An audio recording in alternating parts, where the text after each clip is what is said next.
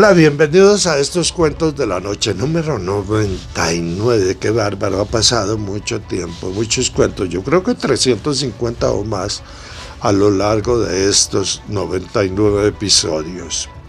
La mayoría han salido de estas libretas de campo de trabajo que utilizábamos en esa época y que ahora pues son las tabletas o los celulares.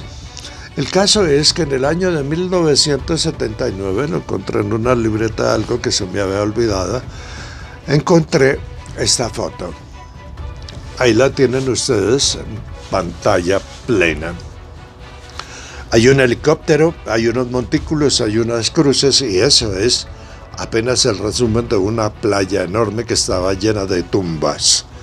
En los montículos hay cadáveres, gente que murió por causa de algo que en esa época se llamaba maremoto.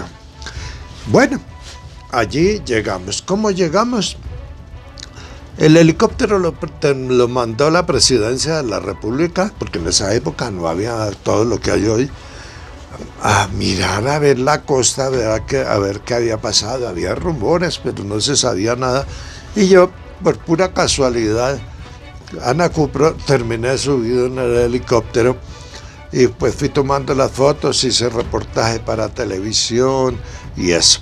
En el camino pues pudimos observar, ahí ven ustedes la cinta de fotografía, los contactos, que fue lo único que me quedó de cómo fue la destrucción de ese tremendo maremoto que no tuvo mucha publicidad o no fue muy conocido en Colombia. El caso es que hubo mucha destrucción. Al final, en el viaje, terminamos en el pueblo protagonista de esta historia. Allí, en medio de toda esa destrucción y de los muertos y de todo ese dolor que había, yo encontré dos señores y me puse a hablar con ellos. Y ellos me contaron una historia. Dejar hablar y escuchar.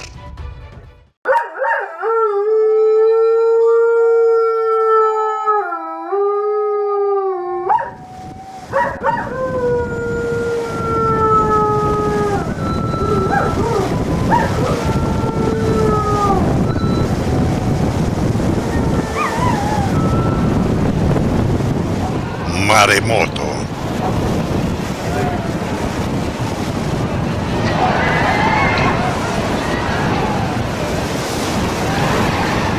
Mijo, si usted alguna vez ve que el mar se va, corra, métase en la selva. El lugar, San Juan de la Costa, un caserío de pescadores, en su mayoría afrodescendientes, un poblado que creció a lo largo de una gran barra de arena frente al Océano Pacífico, en el departamento de Nariño, en Colombia.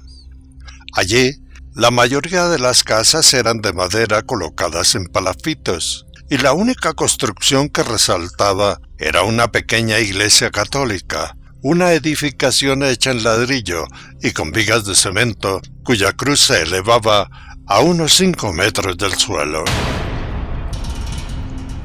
Era el 11 de diciembre del año de 1979.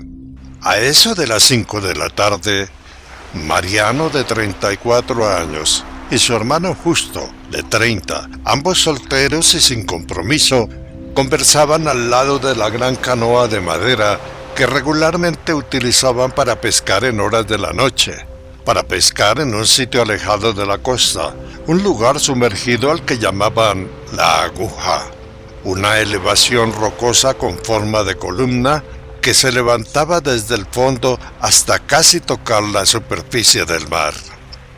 Allí normalmente paraban para capturar los peces que arrimaban en la noche, peces que casi pegados a la gran roca se recogían por las noches en ese sitio.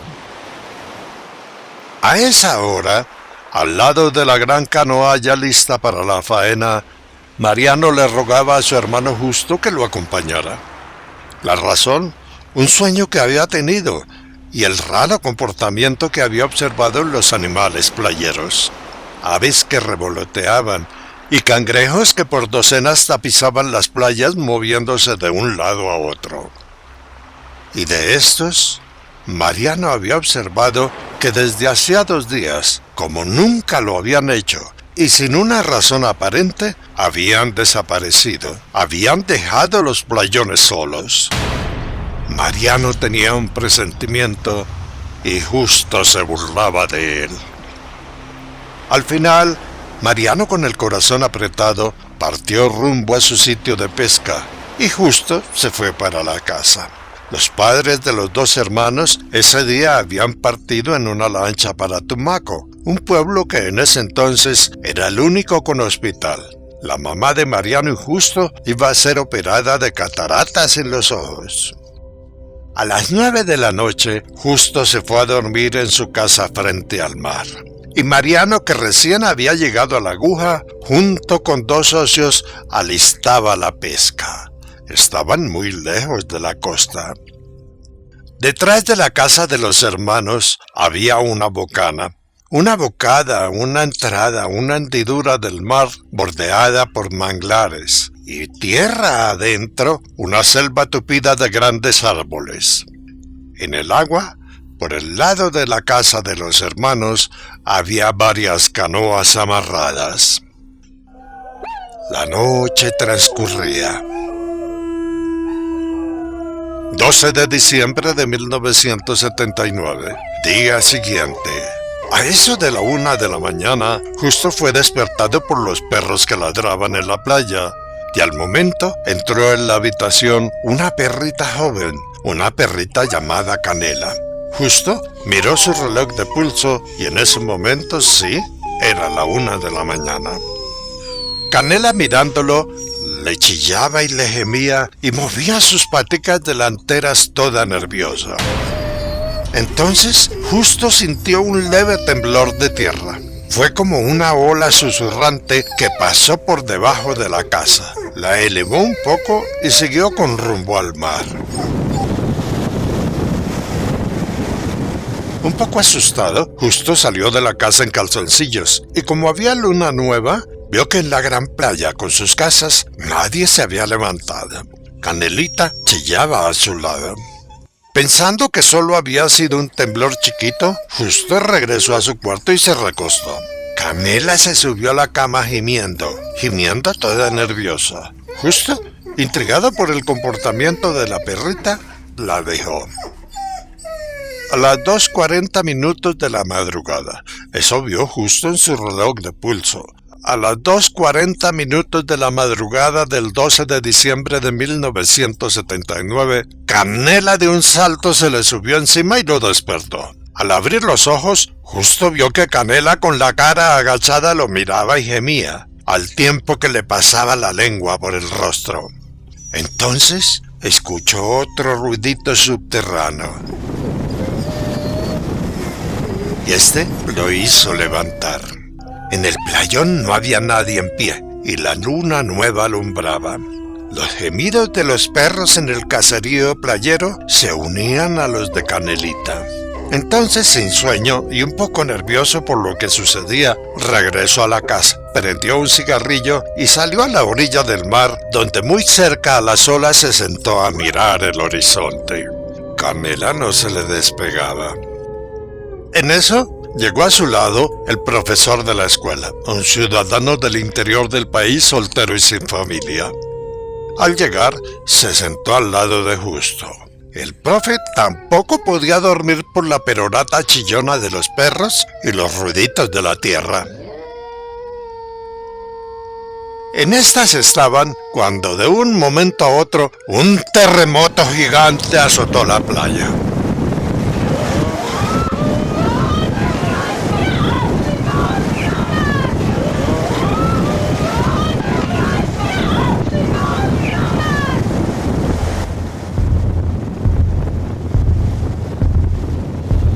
La cosa fue tan espantosa que sentados como estaban quedaron tendidos en la arena.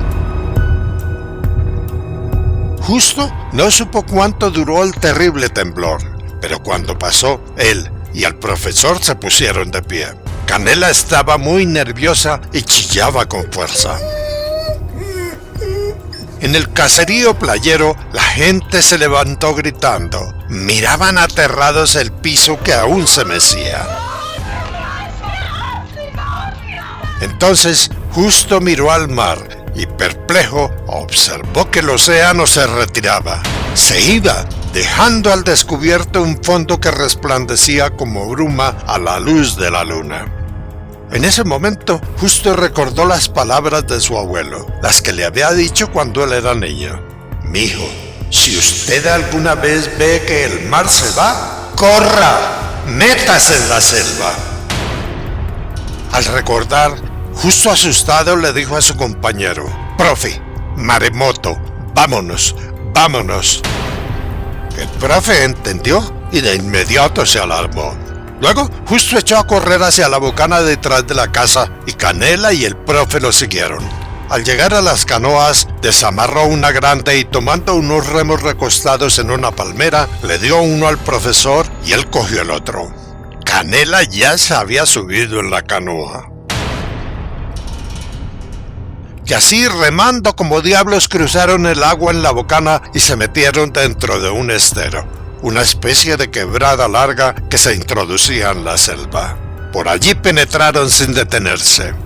Luego, cuando la canoa tocó tierra, los dos hombres y Canelita echaron a correr monte adentro. Mientras esto ocurría en el caserío de San Juan de la Costa, Mariano el pescador, en su puesto de faena, en la lejana Aguja, sintió extrañado que la canoa se elevaba como si una ola grande y ancha pasara por debajo. Luego, esa ola que elevaba la canoa pasó, y luego otra. En total, fueron 4 ondas de agua muy grandes. Entonces, Mariano recordó su sueño. Afanado, recogió los arneses de pesca y, prendiendo el motor de la lancha, partió hacia la costa, partió hacia su pueblo. Sus compañeros de faena no entendían.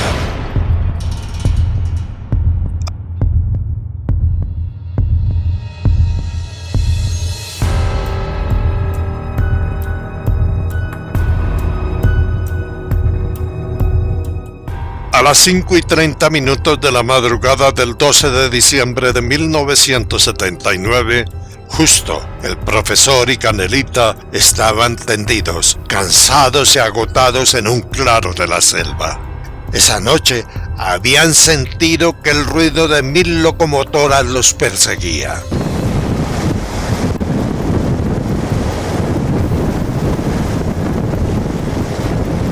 En total, ellos en su carrera escucharon 3 rugidos que penetraban en la selva. Entonces, ya cuando todo se calmó, con la claridad, decidieron regresar. El retorno fue tan largo que no entendían cómo habían corrido tanto. Luego de un gran rato de caminar y caminar, aterrados, vieron colgadas en las copas de los árboles tejas de zinc y ropa. Luego encontraron con gran susto y tristeza varios cadáveres, cuerpos de personas que ellos conocían. Entonces se dieron cuenta que el mar se había metido dentro de la selva. Y así, caminando entre restos y cuerpos, llegaron a la bocana. Una bocana que en ese momento la vieron diferente. Era más grande que la que ellos conocían. Caminando encontraron una canoa volteada, la enderezaron y, remando con las manos, evitando los cadáveres, arrimaron a la otra playa, donde supuestamente estaba su caserío. En el mar, Mariano, al arrimar, no vio el pueblo. El caserío no estaba. En el mar, observó también aterrado que las olas traían desechos de casas, bancos, mesas y demás, y con ellos muchos cadáveres. Cadáveres que eran depositados en la orilla por las olas. En ese momento, Mariano, apesadumbrado, pensó: «Esto fue lo que vi en mi sueño». Y muy angustiado, pensó en su hermano. Un rato después, los hermanos se encontraron y se abrazaron felices. Ellos y otras 20 personas, junto con Canelita, eran los únicos sobrevivientes. La Canelita saltaba y batía la cola. San Juan de la Costa había desaparecido. La playa hermosa que conocían se había hundido. Y esto lo supieron porque de la iglesita, que no se derrumbó con el temblor, lo único que sobresalía de la arena era la cruz. San Juan de la Costa había desaparecido.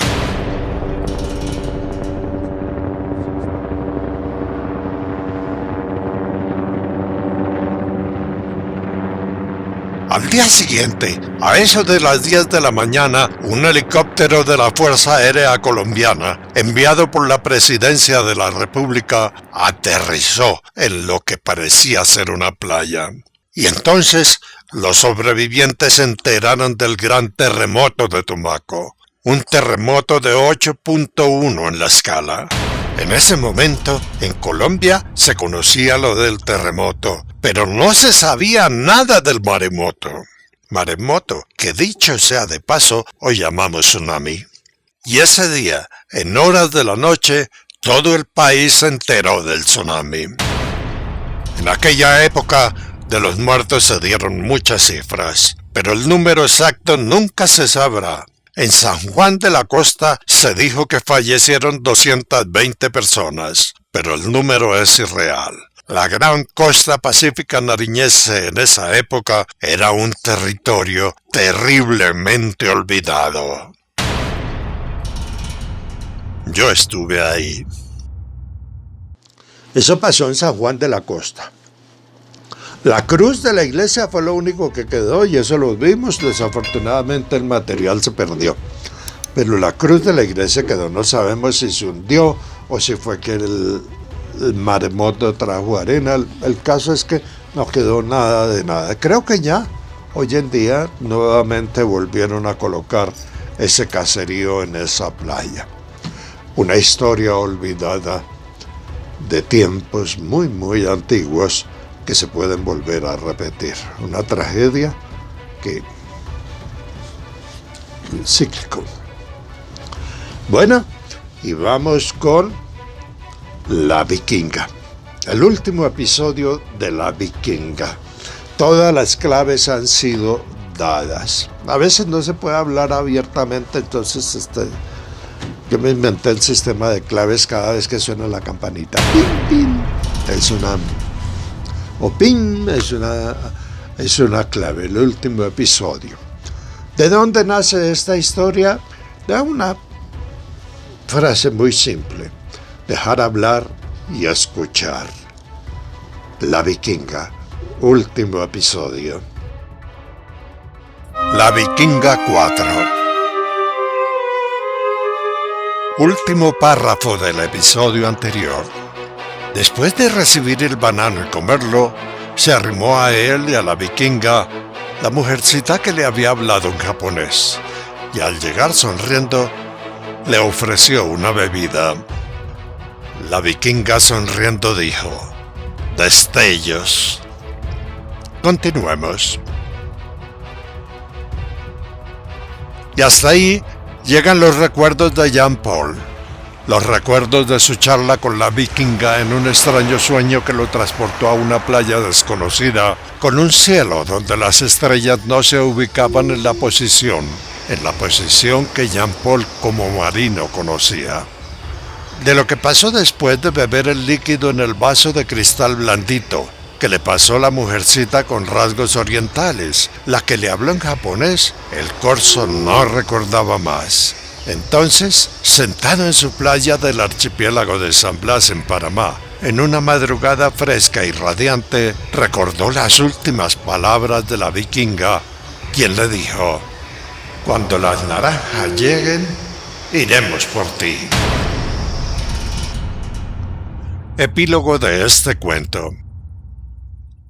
Y eso fue lo que muy resumido me contó el corso Jean Paul en el lejano año de 1988, cuando en una expedición acompañamos a un grupo de marinos y biólogos en una pequeña embarcación de vela y motor que recorría el mar Caribe buscando los mamíferos marinos. Una expedición que a nuestro ingreso a las costas de Panamá se vio interrumpida por culpa de un huracán al que llamaron Joan. Un ciclón que pasó cerca de Colombia y Centroamérica y que luego cruzó por encima de Nicaragua, causando un gran desastre. Por esos días, en nuestro velero, la radio informaba del paso del Joan, y constantemente desde ella nos llegaban alertas para que las embarcaciones que navegaran por el Caribe tuvieran cuidado. Preocupados por las alertas, en un radio de baterías escuchábamos las noticias.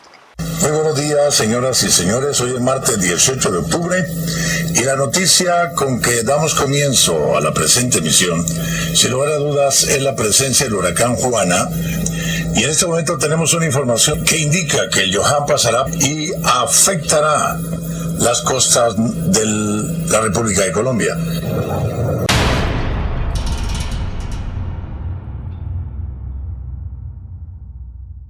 El Joan, según esas noticias, era muy grande y poderoso, y entonces el capitán del velero arrimó a la costa buscando una caleta o ensenada que nos diera refugio mientras el huracán pasaba. Mirando y buscando en la costa apareció una ensenada, y allí había un hombre bajito que nos hacía señas, que nos llamaba con el movimiento de sus brazos. Detrás de él había una choza de estilo indígena. El capitán de nuestro velero, viendo que la caleta era favorable y que nos protegería en algo de los poderosos vientos que se decía traía el huracán, arrimó a ella. Luego de asegurar el barquito y desembarcar en una playa muy hermosa, el hombre se unió a nosotros saludando y luego de presentaciones, hablando en un español muy fluido, con acento francés, nos invitó a seguir, asegurándonos que allí, en aquella playa, no pasaría nada, que allí estaríamos seguros. Los fuertes vientos y tormentas lejanas comenzaron a arreciar. El ventarrón soplaba con fuerza, el barquito velero se zarandeaba y las olas penetraban en la playa. Dentro de la choza, el francés nos atendió con solicitud, y como solo tenía frutas, eso fue lo único que nos dio. Luego, en medio de la choza, frente a un fogón de leña, en círculo nos sentamos a hablar del huracán y a escuchar las historias del señor francés. Historias que en un primer momento parecían interesantes, pero que después comenzaron a ser como incongruentes, como locas, como deschavetadas. Y entonces el capitán y los demás, pensando que el viejo estaba loco, disimuladamente uno a uno se retiró de su lado. 3 horas después la tertulia terminó, y mientras afuera arreciaba el huracán, mis compañeros, ahuyentados por la perorata de un viejo que hablaba de ovnis, y ya hartos de comer frutas, se recostaron a descansar, a dormitar. Era como si una pereza colectiva los hubiera cobijado.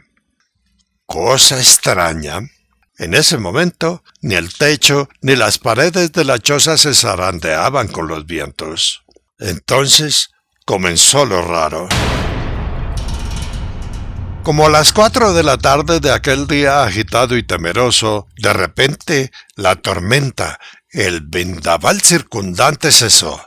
Entonces con el francés salimos de la choza. El barquito velero apenas se movía. Las palmeras que en línea cruzaban la playa estaban quietas, como dormidas. Entonces el francés dijo sonriendo: «Ya están aquí, a nosotros no nos va a pasar nada, pero afuera la tormenta está azotando».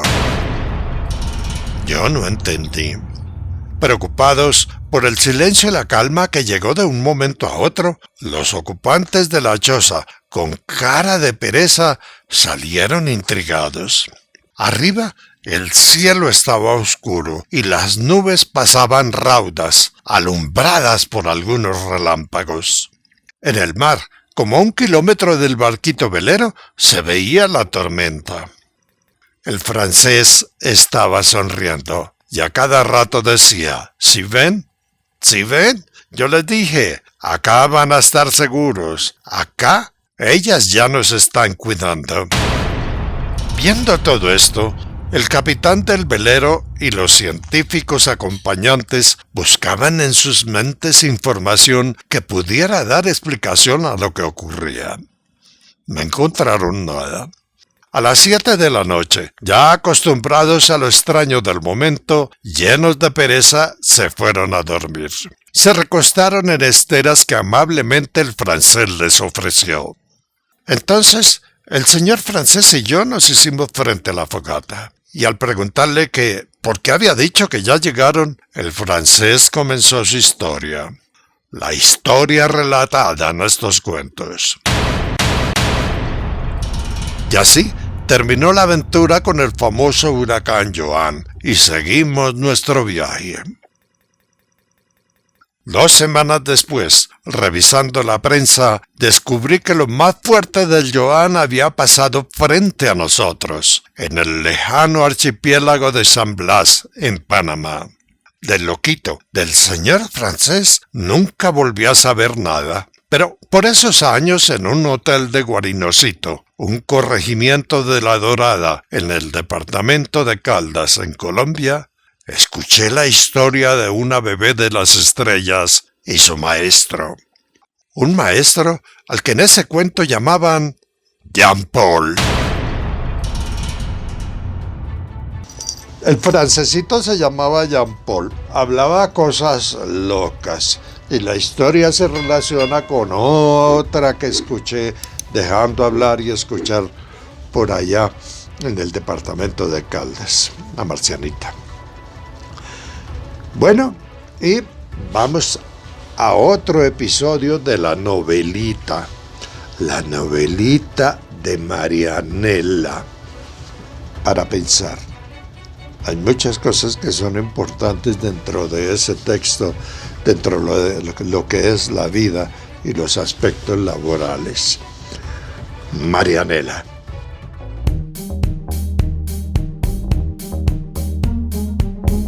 Marianela 5, final del episodio anterior.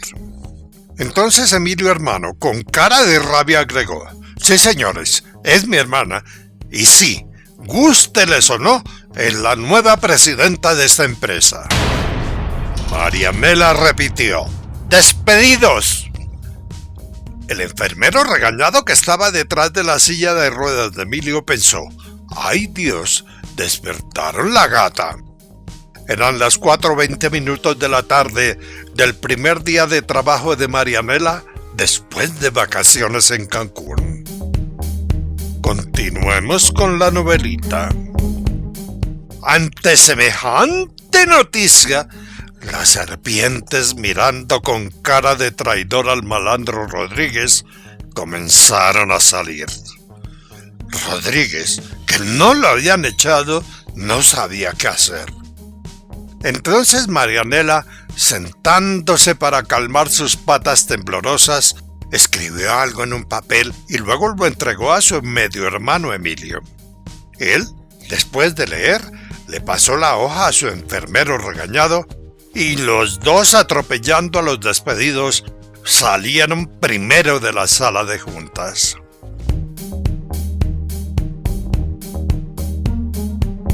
Afuera, doña Fanny, la mamá de Marianela, y la secretaria doña Amparo fueron pilladas con la oreja pegada a la puerta. Fueron pilladas escuchando lo que pasaba adentro. Enfermero y Emilio en su silla de ruedas pasaron rápido, y al hacerlo, Emilio le dijo a la señora secretaria doña Amparo: Amparito, Marianela la llama. Amparito entró. Se arrimó a Marianela y ésta le entregó otra hoja. Amparo la hojeó y luego salió de la salita de juntas. Los despedidos, al salir, se toparon con doña Fanny, pero como no sabían quién era, no le pararon bolas y siguieron su camino mientras discutían. Doña Fanny, informada de todo, por su oreja pegada a la puerta, haciéndose la tonta, se fue detrás de ellos. Se fue escuchando lo que decían. Adentro, en el puesto que quedó vacío, al lado de Marianela, don Israel se sentó. Y se sentó mirando con rabia al tal Rodríguez. En la mente malévola del malandro, el aturdimiento invadía y no sabía qué hacer. En ese momento fue evidente para todos que él como que se contorsionaba, como que cambiaba de posición constantemente y de pronto se ponía colorado. Entonces, Marianela, mirando a los 3 miembros de la junta que quedaron, además de Rodríguez, dijo en tono suave: bueno, aclarado lo primero, esperemos un poco. Ya viene el reemplazo para las vacantes. Ahora bien, la empresa está en difícil situación por causa de un desfalco continuado. Pero esto no nos hará reducir personal. A partir del momento quedan prohibidos los despidos. No van a despedir a nadie. Al decir desfalco, Marianela se arriesgó. No tenía pruebas de nada, pero su intuición y las cifras de alguna manera le informaban. Al oír desfalco, Rodríguez se puso pálido y en su frente asomó un sudor frío. En ese instante, en un momento de silencio, un extraño sonido se escuchó en la sala. Marianela miró buscando el origen del sonido y luego continuó. Nosotros, mi padre, mi hermano y yo, ya sabemos lo de la doble contabilidad. Una es para la Junta y otra es la real. Marianela tampoco tenía seguridad de la doble contabilidad, pero sí arriesgó. A Rodríguez le temblaron las manos. Los demás, incluido don Israel, la miraron sorprendidos. Rodríguez trató de intervenir, pero Marianela lo interrumpió y siguió hablando con los demás. El malandro jamás en su vida había sentido tanto miedo. En eso, el sonido raro se volvió a escuchar. Luego, el infeliz tramposo pensó que de alguna manera tenía que callar a sus compinches despedidos. Entonces se levantó para salir. Pero don Israel, con voz furiosa, le dijo: «¡Quieto, Rodríguez! ¡No se mueva!». El malandro quedó quieto como chino regañado. Entonces don Israel dijo: «Bueno, Rodríguez se queda, quedan ustedes, y como yo ya no soy el presidente de esta empresa, creo que no tengo nada que hacer aquí». Marianela, muy seria mirándolo, le dijo: «Quieto, papá, no se mueva de acá, usted no sale aún. Recuerde que los miembros de la Junta son solidariamente responsables con las actuaciones de cualquiera de sus miembros. Actuaciones que se refieran a actos indebidos. Y son responsables por acción o por omisión». Don Israel quedó quieto mirando aterrado y con los ojos muy abiertos a su hija. Nunca pensó que ella le dijera eso. Marianela, con cara muy seria, disimuladamente le guiñó un ojo al viejo. Y el papá entendió. Marianela agregó: «Papá, tú y los demás miembros de la Junta también son responsables, por acción o por omisión». Los gerentes quedaron aterrados y se miraron asustados. Si eso hacía con el papá, ¿qué no haría con ellos? Rodríguez se hundía en su silla cada vez más. Entonces, el extraño sonido brotó debajo de la mesa por los lados de Rodríguez. Rodríguez, con las piernas bien cruzadas, trató de disimular. Y es que cuando él se asustaba, no podía contener los gases. Rodríguez se contorsionaba con la barriga hinchada. Al escuchar el sonido y su procedencia, todos lo miraron. Y luego Marianela soltó la carcajada pensando: el malandro asustador es Caguetas. Los demás también rieron. Un minuto después, el ambiente se suavizó. La tensión del momento se redujo. En eso, una dama muy bonita, de unos 35 años, entró a la sala de juntas y, extrañada, vio que Marianela ocupaba la cabecera, la silla del presidente de la compañía. Marianela se paró y sonriendo la recibió. La dama no entendía, no comprendía qué hacía su secretaria en la silla principal. Rodríguez el cagón, al ver a la mujer recién llegada, se puso aún más pálido que la cera. Y nuevamente el sonidito raro sonó. Marianela, luego de darle la bienvenida y viendo la cara de extrañeza, se le arrimó y le susurró al oído: tranquila, doctora, luego le explico, sígame la corriente. Entonces Marianela dijo: señores, ella es la doctora Salma. Pues bien, por si no lo saben, doña Salma comenzó a trabajar como recepcionista en nuestra empresa. Y ella solita, sin ninguna ayuda, logró estudiar administración de empresas. Ella ha pasado por todos los cargos intermedios y conoce muy bien su funcionamiento. No ascendió a más, ni llegó a cargo directivo, porque aunque lo merecía, alguien o algo se lo impidió. Marianela sabía que doña Salma no confiaba para nada en el señor Rodríguez. Sabía que no estaba de acuerdo con su accionar y por eso había discutido con él muchas veces. Marianela continuó: y de doña Salma, de esta dama, quiero contarles que en adelante será la nueva vicepresidenta administrativa, comercial y tesorera de la empresa. Cargos que ya quedaron vacantes. Marianela se detuvo un momento y luego dijo: doctora Salma, por favor, tome asiento.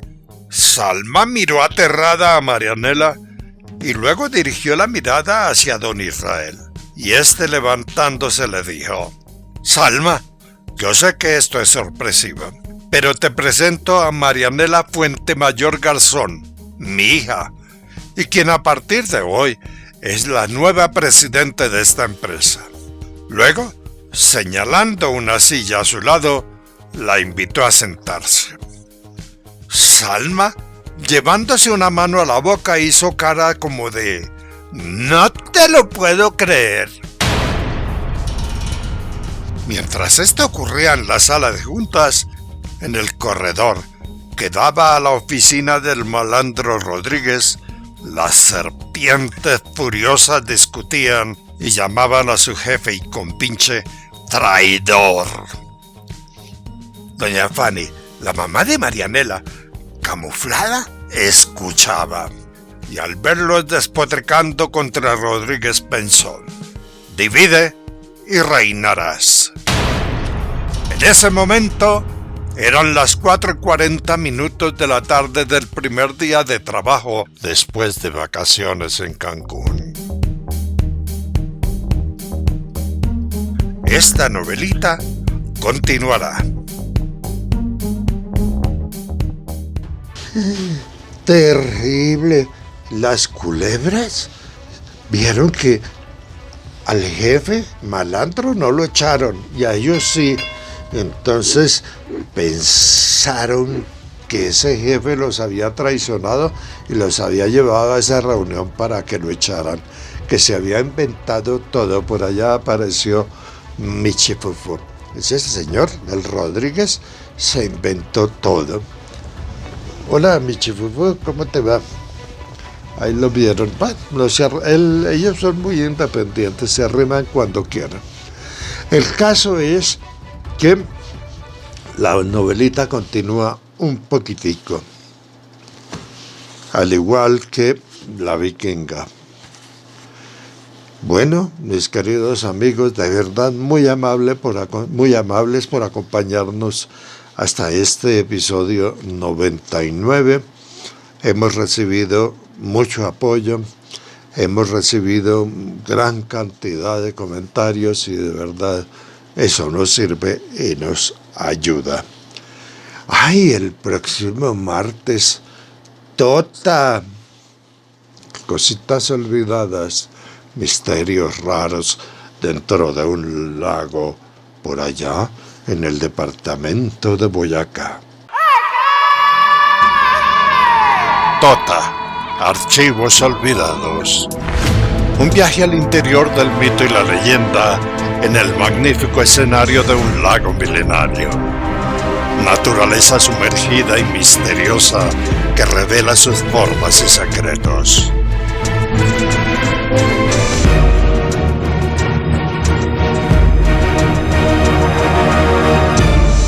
Tota, archivos olvidados. Tota, próximo martes, 20 de julio creo que es. Bueno, felicidades, mil gracias por su atención.